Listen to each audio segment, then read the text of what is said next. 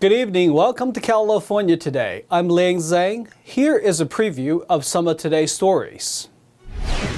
Gas prices remain high for many residents throughout the state. This has caught the attention of the governor, who has requested a federal investigation. A man was arraigned today for trying to murder police officers in San Jose. Footage shows him following and shooting at the officers. And state lawmakers are once again trying to repeal Proposition 47 and to bring back tougher sentences for crime. This comes after strings of retail theft hit businesses throughout the state in recent years. Many Californians will see their next utility bill decrease by up to $120. The state's Public Utilities Commission voted last week to accelerate the rollout of its annual so-called climate credit. A credit of $90 to $120 will automatically show up on the bills of residential customers. The money comes from a state program that requires power plants, oil and gas facilities, and similar industries to buy permits based on the amount of carbon dioxide they emit. This year's utility bill relief totals $1.3 billion. The Commission says customers' credit on their electricity bills represents their share of the payments from the state's program. Typically, these credits are distributed in April, but state utilities officials voted to disperse them sooner this year. Millions of Californians witnessed their gas utility bills skyrocket in the past month. California families have been experiencing soaring high gas prices, and this has caught the attention of Governor Gavin Newsom. He has requested a federal investigation. Governor Newsom has taken action against the rising gas prices by requesting assistance from a federal agency. On Monday, the governor sent a letter to the Federal Energy Regulatory Commission, or FERC, requesting an investigation into the elevated prices. Newsom's letter to FERC ends with a request saying, immediately focus its investigatory resources on assessing whether market manipulation, anti-competitive behavior, or other anomalous activities are driving these ongoing elevated prices in the Western gas markets. This comes as the California Public Utilities Commission voted to speed up relief through the California Climate Credit. It's meant to help families with their high gas bill in the form of $90 to $120 credit on their gas and electricity bills. Going into effect next month, the credit will apply to the following companies: PG&E, Southern California Edison, San Diego Gas and Electric, Southern California Gas Company. Customers of companies like Bear Valley, Liberty, Pacific Corp, and Southwest Gas will receive varying amounts. The credit program comes from the state's cap-and-trade program, which is managed by California Air Resources Board. It is a credit that comes from the consumer's share of their payment in the state's program. Millions of Californians will receive this credit every spring and fall. A man was charged for attempting to murder 4 San Jose police officers. He was arraigned earlier today. 37-year-old Noe Orlando Mendoza of San Jose is charged with the premeditated and deliberate attempted murder of 4 San Jose Police Department officers. Mendoza is accused of shooting at officers during a night traffic stop on February 3rd. He later wounded another officer before his arrest. On Friday, February 3rd, at approximately 8:40 p.m., Mendoza's vehicle was backed into an employee parking spot at the San Jose Airport Police Substation. A San Jose officer assigned to the airport observed the vehicle and attempted to make contact when the car sped off. The officer did not pursue the vehicle. We also discovered that after Mendoza left the airport, he followed at least 2 marked patrol vehicles. His vehicle can be seen in these license plate reader photos pictured on the screen. Later that night, Mendoza followed a patrol vehicle with a training officer and a recruit officer trainee. The officers saw Mendoza run a red light and conducted a stop. They pulled over to a gas station. Seconds after they're out of their vehicles, Mendoza fired shots at the officers. Rounds fired by Mendoza struck the patrol vehicle's windshield, spotlight, passenger door, and window and hood. One officer was standing directly behind the shattered passenger side window. Both officers were inches away from being struck by the gunfire. Both officers acted quickly and bravely, returning fire as the suspect got back into his vehicle and fled. Rounds fired by the officers struck Mendoza's vehicle more than one time. Neither officer nor Mendoza was struck by the gunfire during the exchange. Body cam video and photos show the vehicle Mendoza drove. Investigators tracked the residents associated with it. Sure enough, they spotted a Mendoza walking towards it, who immediately fled after the officers called him out. As he fled from the back of the house to a neighboring yard, he fired multiple rounds.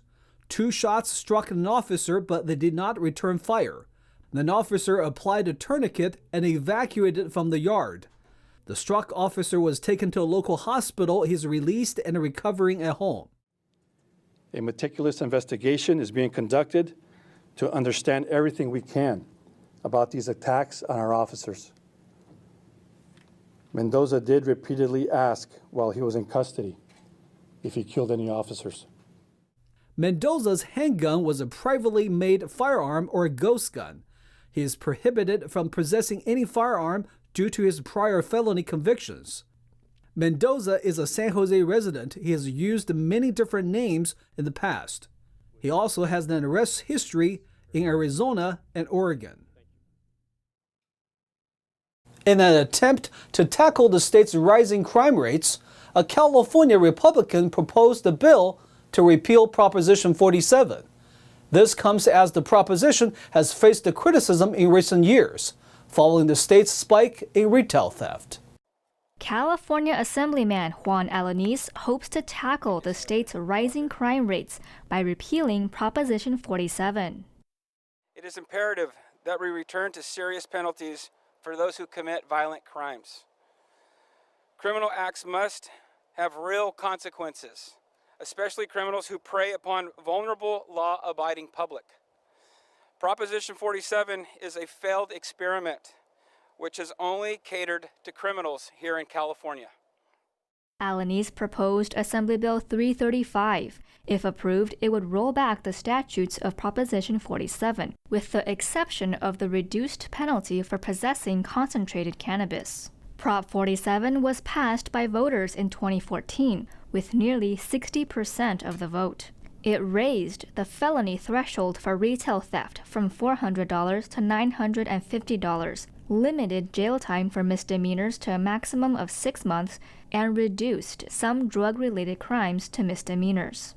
Prop 47 was part of a criminal reform effort to alleviate prison overcrowding, but many people have criticized Prop 47 for the state's recent increase in crime. Law enforcement representatives showed their support during the January 30th press conference.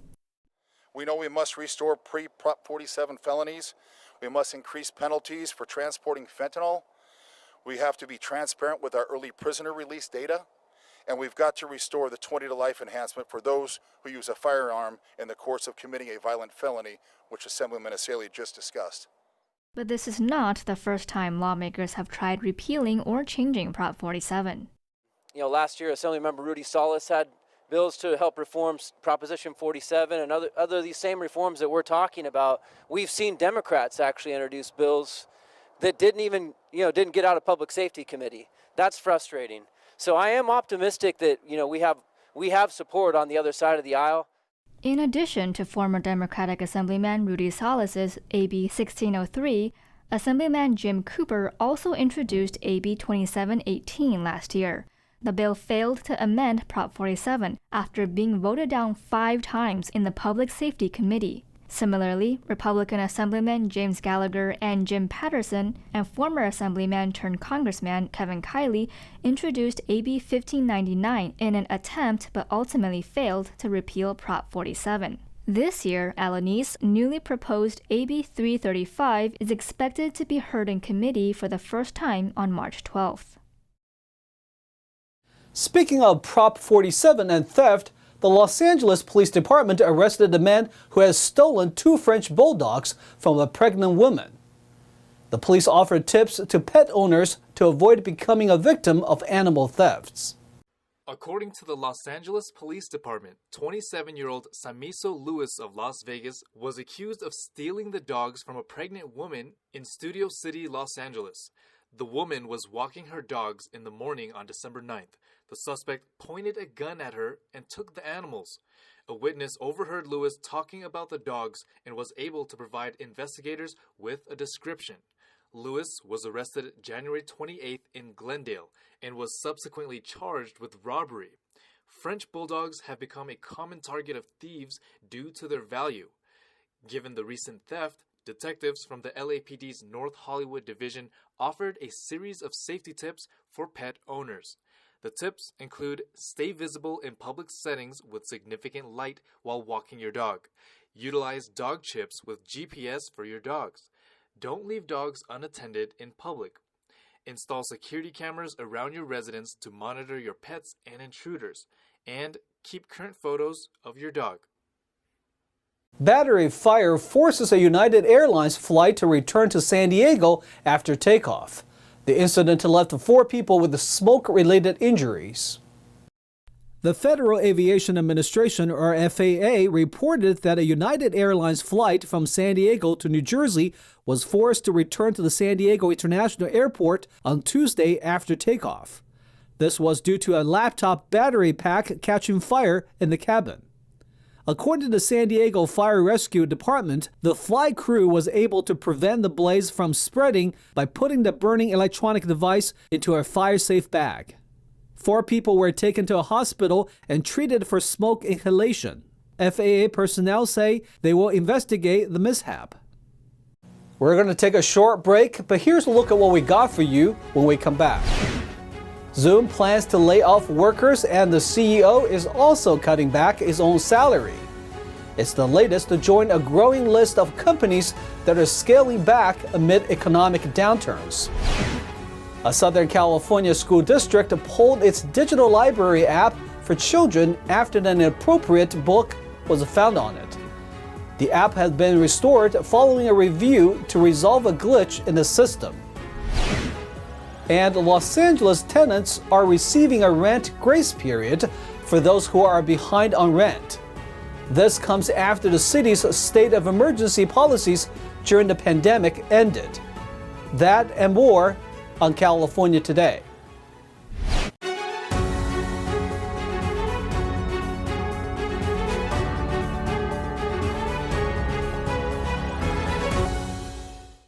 Welcome back to California Today. I'm your host, Liang Zhang. The popular video conferencing service Zoom is the latest to join the growing list of companies in layoffs. Its CEO is also cutting his salary. San Jose-based Zoom said on Tuesday it would cut about 1,300 jobs, or about 15%, as demand for the company's video conferencing services slows amid the waning pandemic.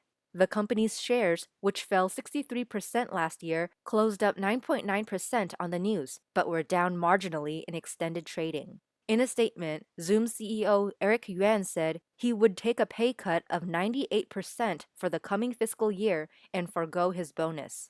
He said, "We worked tirelessly, but also made mistakes. We didn't take as much time as we should have to thoroughly analyze our teams or assess if we were growing sustainably toward the highest priorities." The video conferencing software maker also said that its executive leadership team will reduce their base salary by 20% in the same period. Departing employees will receive 16 weeks of salary, healthcare coverage, and a bonus for the year. Zoom joins the list of U.S. companies like eBay, Dell, PayPal, IBM, and Cisco that have laid off thousands this year to ride out a demand downturn due to high inflation and rising interest rates. A Los Angeles police officer received a 2-day suspension. This comes after he was recorded telling colleagues happy hunting before SWAT officers shot and killed a man. Following an internal investigation, an LAPD officer has been suspended for 2 days. He was recorded on body camera video telling colleagues, quote, "happy hunting," before SWAT officers shot and killed a man last May. The officer was only identified by his rank, Police Officer 3, due to state privacy laws. The officer made the remark while preparing, with other officers, to surround a man named LaRon James. James was armed with a handgun and had barricaded himself inside an apartment building. Police said the 54-year-old man fired down from a window, and the officers returned fire, killing him. LAPD officials said that the remark was caught on the body camera of another officer. The officer who had made the remark was immediately removed from the field after the comment was discovered. Los Angeles Police Chief Michael Moore at the time said the remark, quote, constitutes an inappropriate comment or inappropriate remark, which is an administrative account of misconduct. Although he was disturbed by the comment, Moore said that the unit's members have consistently shown restraint and skill while handling difficult and dangerous situations. Moore later ordered a 10-year review of the unit's operations to determine whether there was possible problems or patterns in the use of force by its members. The report, published in July 2022, found that between 2012 and 2022, 92% of SWAT deployments were resolved without the use of force. Deputy Chief Al Labrada, commanding officer for operations in LA's Central Bureau, concluded that the report showed no patterns of behavior in which officers were continuously engaging in deadly force. Last week, a school district in California had suspended access to a digital library app, which has now been restored. A parent of the school district found the book on the application with inappropriate content. On February 3rd, the Orange Unified School District restored students access to a digital library application. This comes after a parent of the district requested the app to be suspended after they found a book with inappropriate content, including explicit language, sex, and rape, in their elementary child's digital library. Interim Superintendent Edward Velasquez announced the temporary suspension of the digital library app, called Sora, on January 29th for staff to review the materials. In a board meeting on February 2nd, Velasquez said that staff found 4 books that were mislabeled for the wrong age group by their publishers. They also found a glitch that gives some accounts access to books of all age levels. According to Velasquez, the district addressed the issues and added in parental controls. He said, quote, virtual libraries are critical resources for our students. I appreciate the staff who work critically and diligently to allow us to provide critical access to grade-level appropriate materials to our students once again. He also added that the book in question has now been properly categorized as young adult, and no other books were removed from the app. He stressed that the district aims to give parents more control of the content to which their children are exposed. In Los Angeles, tenants will soon get an extra month to pay their rent before they face eviction. However, there were not enough votes among the council for the new rule to take effect immediately. On February 3rd, the Los Angeles City Council adopted an ordinance that will provide tenants behind on rent with a 1-month grace period before their landlord can begin eviction proceedings. The ordinance is part of a package of renter aid that the council began discussing after it voted to let the COVID-19 state of emergency expire at the end of January. It will allow tenants that are behind on rent to stay in their apartment for 1 month, unless they owe more than 1 month's worth of fair market rent. The draft ordinance includes an urgency clause, but because it only received 9 votes, 3 short of the 12 votes required to activate the clause, it will instead take effect in 31 days. Earlier this month, the Los Angeles County Board of Supervisors also extended its eviction moratorium by 2 months for those impacted by COVID-19. The council previously adopted an ordinance which would require justification for evictions. On January 31st, the council voted for an ordinance for relocation assistance if a tenant cannot afford rent increases of a certain amount. The relocation assistance ordinance will return to the council in the upcoming week for a final vote. According to the city's housing department, fair market rent for a one-bedroom apartment in Los Angeles is around $1,700 and $2,200 for a two-bedroom. Many tenant groups fear a wave of evictions once the long-standing eviction ban expires. But many renter groups say that the eviction ban hurt their rental businesses. Now let's check in with NTD's Tyler Castillo for today's Sports Roundup.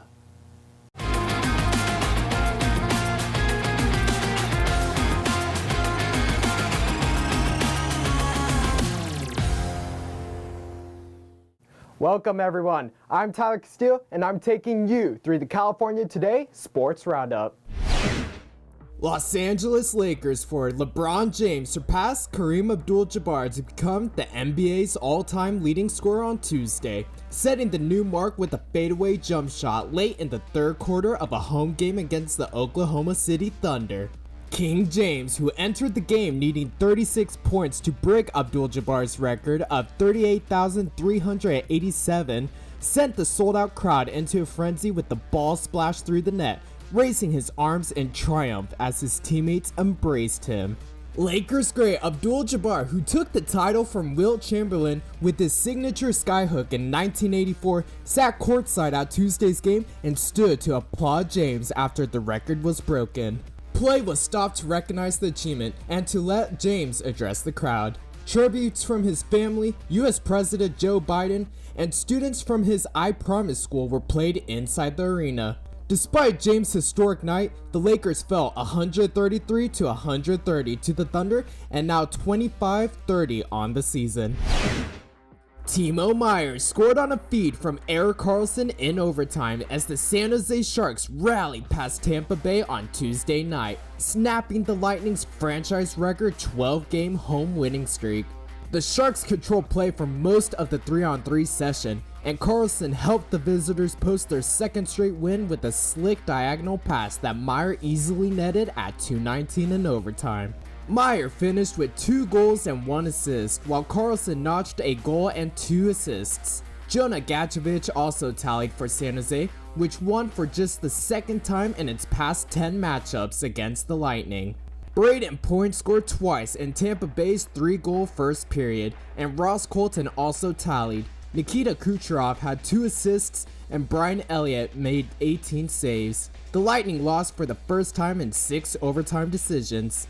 Sharks 4, Lightning 3.